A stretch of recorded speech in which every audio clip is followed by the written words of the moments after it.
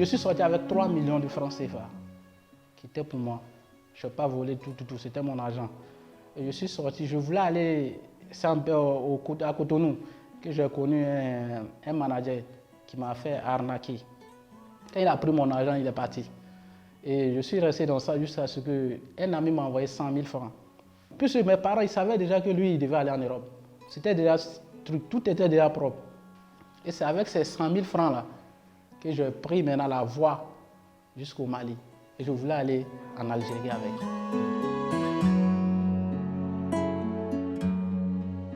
Mon but, c'était aller en Espagne. C'était aller travailler dans des champs de citronniers en Espagne. C'était ça mon souhait.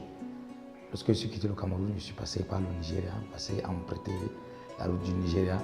Dès que je suis arrivé, j'ai eu à me renseigner à Bamako, la route qui mène à l'Alger.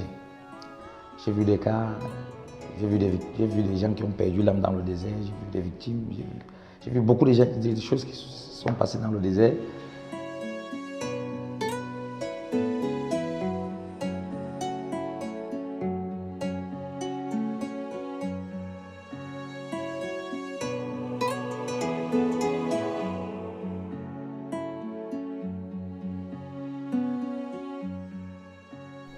Pourquoi est-ce que l'OIM met en avant la question de la protection des migrants?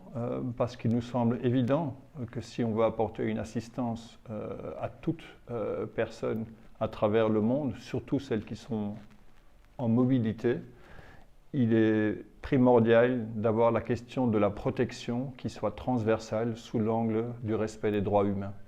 D'abord, le Mali est un pays de départ pour les migrants, de transit et également de retour. Donc, qui parle de départ, de transit et de retour parle forcément de plusieurs types de vulnérabilités que ces personnes vivent. Donc, la protection des migrants devient forcément une question majeure qu'il faudrait traiter avec toute l'attention nécessaire. Dans le contexte malien, la protection des migrants est essentielle, et surtout quand on se réfère à la situation géographique du pays. Donc nous avons beaucoup de ressortissants de ces différents pays frontaliers qui travaillent dans ce pays.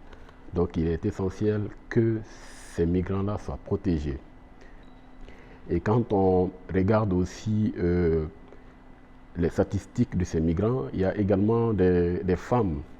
Donc nous savons bien qu'une femme est vulnérable, surtout dans pas mal de situations, surtout dans la situation de migration. Ici au Mali, depuis 2017, nous avons les équipes de l'OIM Mali avec les différents partenaires et entre autres les autorités maliennes ont assisté plus de 35 000 jeunes gens, des jeunes garçons et des jeunes filles, à revenir au Mali dans les meilleures conditions possibles. À revenir de où?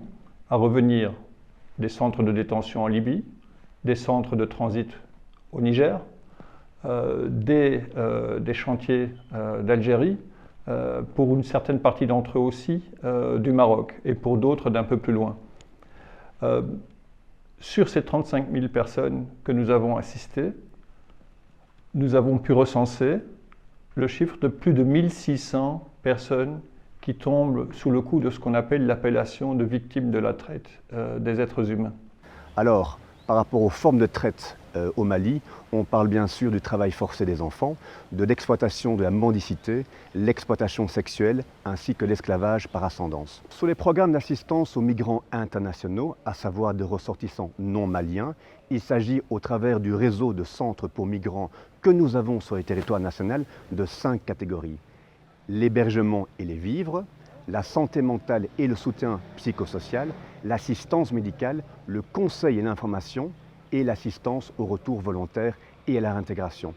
Pour ce qui est par contre des programmes d'assistance aux migrants maliens de retour, ils sont relativement similaires avec une attention forte donnée aux vulnérabilités et comportent en plus des modules complexes d'assistance à la réintégration durable.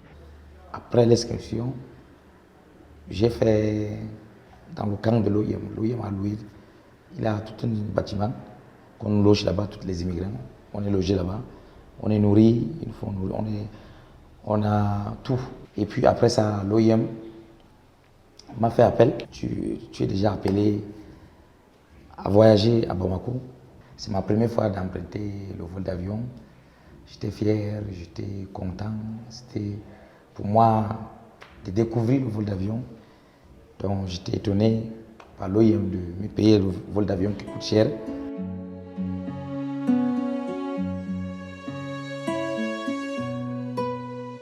J'ai été particulièrement ému quand j'ai assisté au départ, grâce à l'OIM, de jeunes femmes du Nigeria que des trafiquants avaient amenées ici pour des services sexuels. Ce sont vraiment des victimes qui, de par leur fragilité, de par ce qu'ils ont eu comme expérience ici, étaient dans une situation de grande fragilité. Et là vraiment, on a pu faire la différence.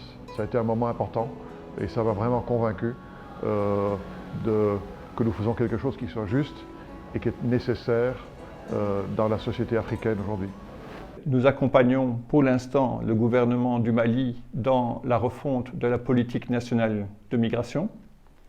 Nous accompagnons également les autorités du Mali dans la mise en place au niveau national du pacte mondial pour des migrations sûres, régulières et ordonnées. L'OIM, à travers cette collaboration, a permis au gouvernement du Mali de se doter d'outils qui permettent de mieux gérer la question de migration, surtout les questions de vulnérabilité que le mouvement migratoire peut générer.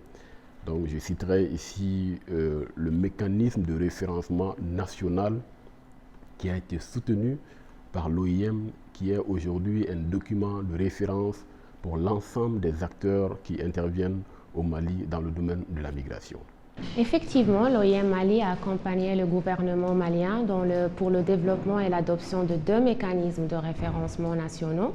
Les 2 mécanismes développés au Mali, ils incluent des procédures opérationnelles standards qui permettent, qui détaillent un peu et qui décrivent les rôles et les étapes des intervenants pour mieux identifier, assister et protéger les migrants les plus vulnérables ainsi que les victimes de la traite.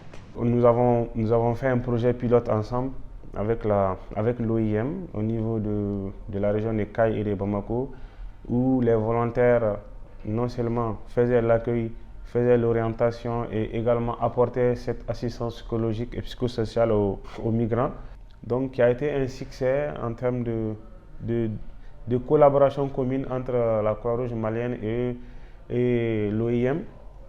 Ma dernière mission à Nyono, où je me suis rendu dans un kiosque. Le vendeur m'a reconnu en me disant « C'est vous, monsieur Togola ?» J'ai dit « Oui ». Il dit « Le projet que l'OIM a financé pour moi, voilà le résultat. » J'ai dit « Tout ça ». Donc, ce migrant qui s'est bien installé, qui est aujourd'hui soutien de famille, soutien de la communauté, qui permet à d'autres migrants d'avoir un référent. La protection des migrants constitue une priorité pour l'OIM, ses partenaires et surtout le gouvernement du Mali.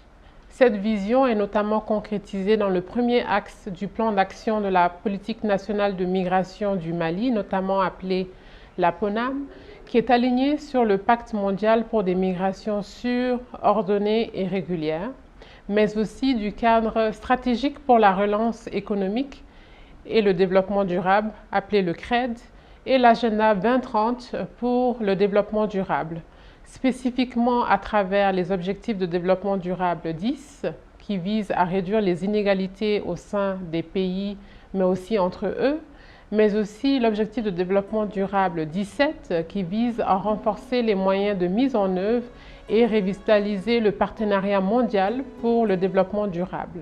La transversalité de la protection est une affaire de toutes et tous, et les résultats obtenus aujourd'hui sont les fruits d'un partenariat renforcé entre divers acteurs au niveau local, national et international.